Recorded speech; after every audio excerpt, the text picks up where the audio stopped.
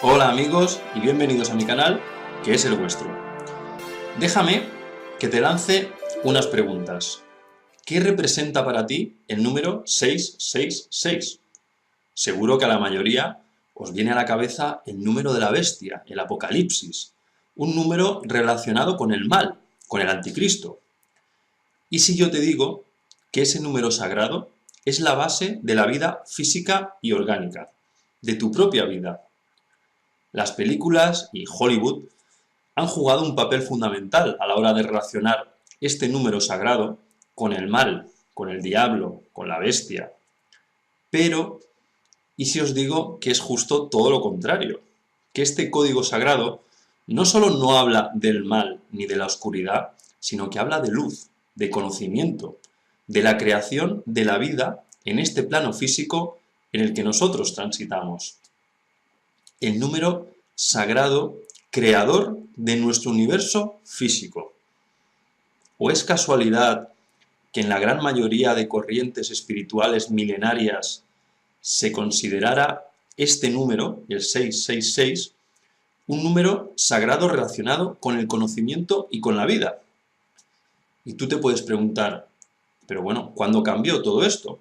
¿Cuándo empezamos a considerar este número como algo maligno? Pues fue la religión judeocristiana la que asoció ese número al mal, y luego veremos por qué. ¿Conoces la cultura caldea? Los caldeos, un pueblo situado en la antigua Babilonia, la auténtica cuna de la raza humana y del conocimiento humano, y grandes maestros matemáticos, consideraban este número como el símbolo del conocimiento, la llave que conectaba el mundo físico con el mundo espiritual. Y para ellos era el número más sagrado, ya que simbolizaba la reunión de todos sus dioses, del conocimiento de todos sus dioses. Fijaos si estaban avanzados en aquella época, que hace pocos días se publicó una noticia que ha hecho reescribir, que hará reescribir los libros de historia oficiales. ¿Por qué? Porque se ha demostrado que los maestros babilónicos, los maestros caldeos, ya utilizaban las matemáticas y la geometría para estudiar el movimiento de los planetas 14 siglos, 1400 años antes que los propios europeos, cuando hasta hace poco se pensaba que fueron los europeos los que más avanzados estábamos en esta disciplina. Esta noticia ha sido portada de la revista Science, una de las más prestigiosas en el mundo, en el panorama científico. Y es que todos asociamos la geometría y las matemáticas a los griegos, en concreto a Pitágoras, ¿verdad? Bueno, es que Pitágoras fue un alumno aventajado de la tradición caldea y babilónica. Pitágoras y los pitagóricos, la secta de los pitagóricos, así se conocía, creían que tras los números se escondían las leyes que explicaban la existencia de nuestro mundo físico. Pues en el propio universo pitagórico observamos también cómo el número 6 es el número perfecto. De hecho, muchas corrientes ocultistas, secretas, de poder, se basan en los estudios de los caldeos o del mismo Pitágoras para obtener poder. De ahí que los masones y otros le den al 33 el grado máximo de conocimiento, el maestro 33, o sea, el número 6 de nuevo, 3 más 3, 6. Y en sus tratados, Pitágoras y sus discípulos destacaban el número 216 como el número base, el número de la creación perfecta. ¿Y de dónde sale este 216? Pues de multiplicar 6 por 6 por 6. Esto es lo que se conocía como la razón cúbica, que ya el arquitecto de los arquitectos, Vitruvio, había desarrollado en sus conocidas obras. Seguro que os suena el nombre de Vitruvio, ¿verdad? El famoso dibujo de Leonardo da Vinci, otro genio de las matemáticas, por cierto. Es el dibujo con el que suelo finalizar mis vídeos. Pues Vitruvio fue un arquitecto romano, el considerado padre de la arquitectura, y existió en el siglo I a.C. y trabajó, por cierto, para Julio César, entre otros. Vitruvio escribió varios tratados arquitectónicos, hoy conocidos como los 10 libros de la arquitectura, donde se destacaban una serie de combinaciones numéricas para conseguir levantar grandes edificios de manera perfecta, atendiendo a las leyes matemáticas naturales. Y de nuevo, como os decía, destacando la razón cúbica del 666 como base de esa creación perfecta. Vamos viendo cómo este número, 666, siempre ha estado ahí, considerado como número sagrado de creación en el plano físico, ¿verdad? El número de conocimiento sagrado. Conocimiento, por cierto, que proviene de la antigua Mesopotamia. De ahí proviene todo esto de lo que hablamos, de la cultura babilónica, como os decía antes, donde ya encontramos los mitos y leyendas, o historias verdaderas para algunos, que luego la Biblia y otros textos, como el Corán, hicieron suyos. La mayoría piensan que las historias que se explican en la Biblia o en el Corán, los mitos de Adán y Eva, el diluvio universal, etc., son revelaciones, bueno, el diluvio existió de hecho, ahora se sabe, pero digo, son revelaciones que solo contienen esos libros sagrados. Pero no es así. Son historias heredadas de la antigua tradición mesopotámica. De ahí proviene todo. Y de ahí provenía también el culto al 666. Asociándolo, recordemos, al conocimiento y la vida. Bueno, pues ¿qué hizo la Iglesia de Roma? Asociar ese número, asociar el conocimiento al mal, al diablo, condenando así a sus feligreses a la oscuridad de la ignorancia, para ser fácilmente manipulados, creo yo. Una gran táctica de control mental, si lo piensas. Y para ello, acabaron con todo aquel que pensara diferente y sí conociera los grandes secretos que se esconden tras los números y tras la geometría sagrada, como por ejemplo los gnósticos, la escuela espiritual a la que posiblemente pertenecía el personaje histórico conocido como Jesucristo. No olvidemos, según la propia Biblia, asesinado por los romanos. Los gnósticos de nuevo hablaban del número 666 como el número del conocimiento, la llave de acceso a los secretos de la creación de este plano físico. Y del número 6 también hablaban como el número perfecto. ¿De dónde creéis que viene la supuesta muerte de Jesucristo a los 33 años? De nuevo, el 33 y el 6 como números asociados a la elevación espiritual, a ese momento de elevación espiritual de Jesucristo. No quiero herir sensibilidades, de verdad, pero creo que es tiempo de ir abriendo los ojos y entender lo que los textos sagrados nos dicen en realidad.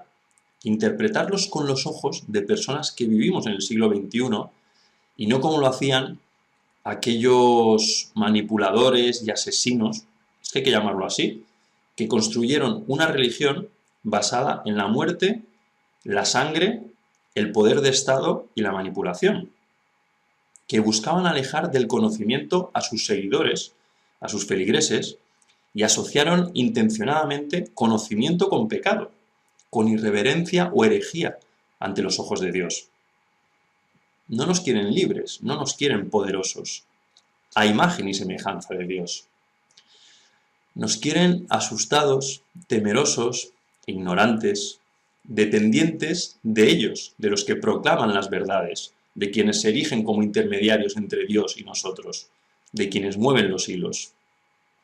Fijaos lo perverso del mito de Adán y Eva. Dios nos coloca en un jardín paradisíaco y el propio Dios nos tienta con el árbol prohibido del conocimiento del bien y del mal. Y nos dice, si lo probáis, seréis expulsados del paraíso. Es decir, Dios, ese ser supremo de amor y compasión, ¿nos quiere ignorantes? No nos crea para darnos libertad, sino para prohibirnos el acceso al conocimiento. Si nos hace a su imagen y semejanza, ¿por qué nos quiere mantener en la oscuridad de la ignorancia?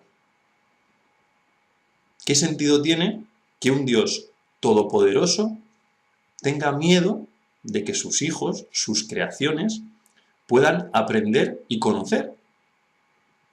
Debemos concluir entonces que ese Dios es inseguro, es arrogante, es soberbio, no es generoso, no quiere compartir lo que sabe. ¿Eso qué sentido tiene en un ser que es todo conocimiento, todo amor y todo compasión? No tiene ninguno. Las Sagradas Escrituras no se han interpretado correctamente.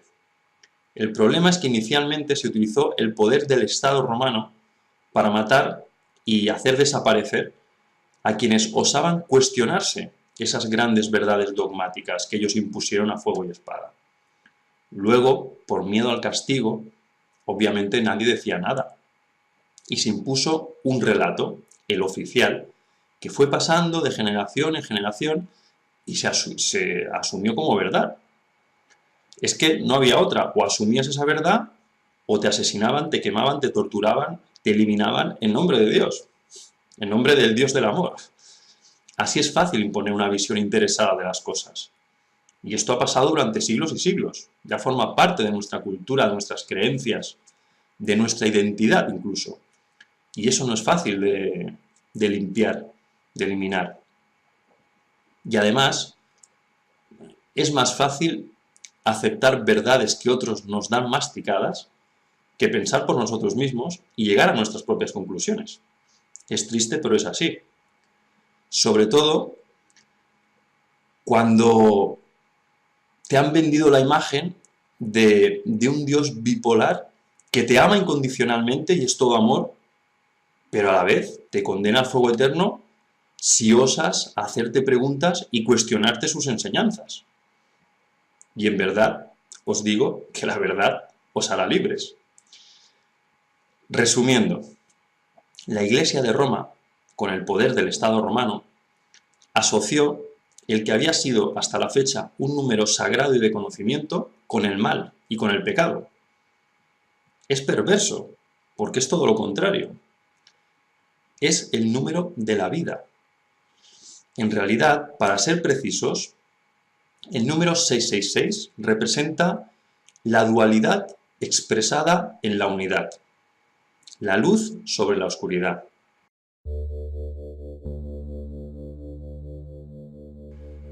No os quiero agobiar con números, porque sé que son pesados de seguir, pero mirad un ejemplo de lo dicho. La dualidad en espejo expresada en unidad. ¿Y qué número nos da? 6, 6, 6. 1, 3, 5 más 5, 3, 1, 2, 3, 4 más 4, 3, 2, nos da este número sagrado. Y si tradujéramos en figuras geométricas, ¿qué nos daría? Pues lo que veis, triángulos, pirámides y su inverso, rombos. De nuevo la dualidad hecha unidad.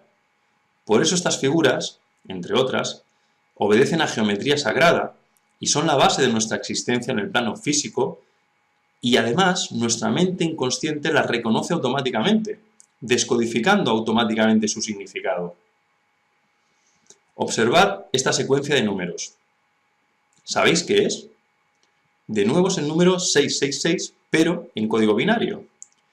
Quizás habéis escuchado que algunas personas hablaban de que la informática, internet, etc., era en realidad el anticristo, la bestia, de la que se habla en el Apocalipsis. Hasta se dijo que Bill Gates era el propio anticristo.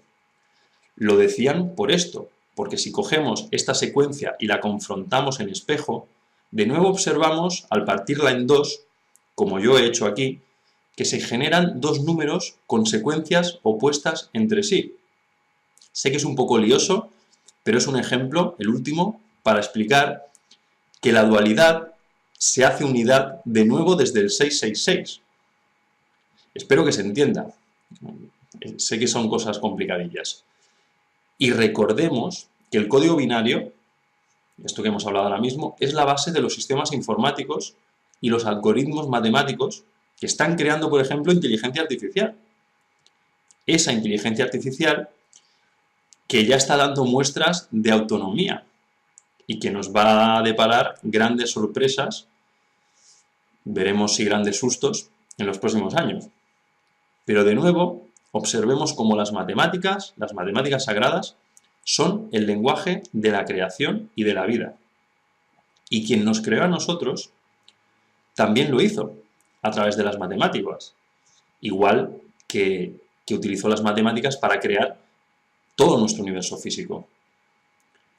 Cada uno de nosotros somos un canto a las matemáticas, desde el número áureo, phi, presente en nuestras proporciones físicas, a las codificaciones de ADN en la base de nuestro ser. Si cogemos una calculadora y obtenemos el seno de 666, obtendremos esta cifra, ¿vale? Esta cifra tan larga y tan liosa, que multiplicada por 2, de nuevo la dualidad, es igual a la secuencia, a esta secuencia que es el número phi, la divina proporción, el número áureo.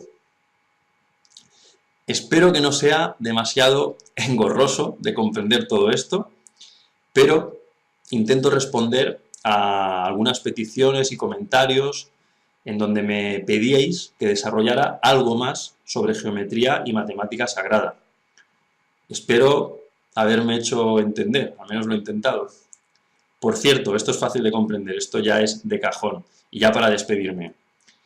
He comenzado el vídeo hablando del número 666 como símbolo de la vida física y del conocimiento. Bueno, si vamos a la base de la vida orgánica, encontramos el átomo de carbono, al que se le conoce como el átomo de la vida. ¿Por qué? Porque sin él, la vida orgánica sencillamente no existiría. Pensad que en nuestro cuerpo es el segundo elemento que encontramos en mayor cantidad, solo después del oxígeno, que por cierto también tiene una vinculación muy directa con la matemática sagrada. Otro día lo explicaremos posiblemente. Volviendo al carbono, ¿qué lo hace tan especial? ¿Por qué este átomo de carbono es tan especial?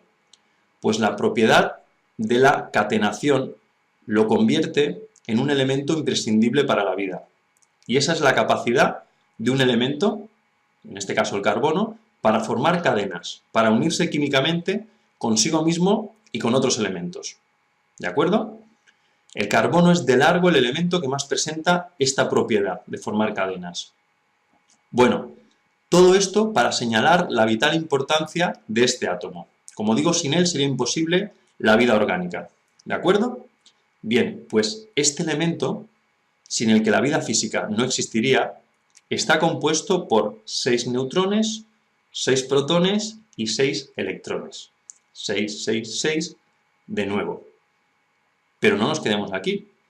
El carbono, de nuevo, es un canto, como digo siempre, a las matemáticas sagradas. Por ejemplo, tiene 3 isótopos. Si cogemos 6, 6, 6 y lo sumamos, eso nos da 18. Y lo dividimos por su número unidad, por el 6, nos da 3, los isótopos. El más común de todos los carbonos es el carbono 12. Como veis, el doble de la unidad 6, del número perfecto 6. Su resonante, que además representa el 98,89 del carbono presente en nuestro planeta. Observad de nuevo el efecto espejo entre 98 y 89. Quizás alguno piense que todo esto son casualidades. Pero yo siempre lo digo, los números hablan siempre. Otra cosa es que sepamos entender qué nos dicen, que conozcamos ese lenguaje. A Leonardo da Vinci se le atribuye la frase de que la manera más pobre de utilizar los números son las matemáticas que nos enseñan, que nos imparten en los colegios, en los institutos. Puede ser. Lo cierto es que los números son la base de la vida, que ya conocían los caldeos, los pitagóricos, los alquimistas, etcétera, etcétera. Y por eso cada secuencia de números representa y nos conecta con diferentes frecuencias de vibración. Todo es energía. Y esa energía del mundo espiritual o cuántico, si quieres llamarlo así, o esa energía que es la mente creadora, Dios, el Dios en mayúsculas, de verdad, esa conciencia se expresa en números en este plano físico. Y de ahí la importancia de desarrollar y conocer nuestro mapa numérico para poder conectar con las frecuencias de vibración adecuadas. Aprovecho y pido disculpas de nuevo por no poder atender a todas las preguntas, a todas las dudas, a todas las peticiones de consulta, etcétera, que me van llegando. Os agradezco enormemente la confianza y voy a ir respondiendo, me comprometo a hacerlo a medida que el tiempo me lo permita, todas esas consultas. Seguro que lo entendéis. Os dejo de nuevo aquí mi mail para quien quiera profundizar en el desarrollo de su mapa numérico y sus números de poder. ¿De acuerdo? Muchas gracias por estar ahí, por vuestro tiempo, por la confianza y un abrazo fuerte para todos y todas. Sed felices.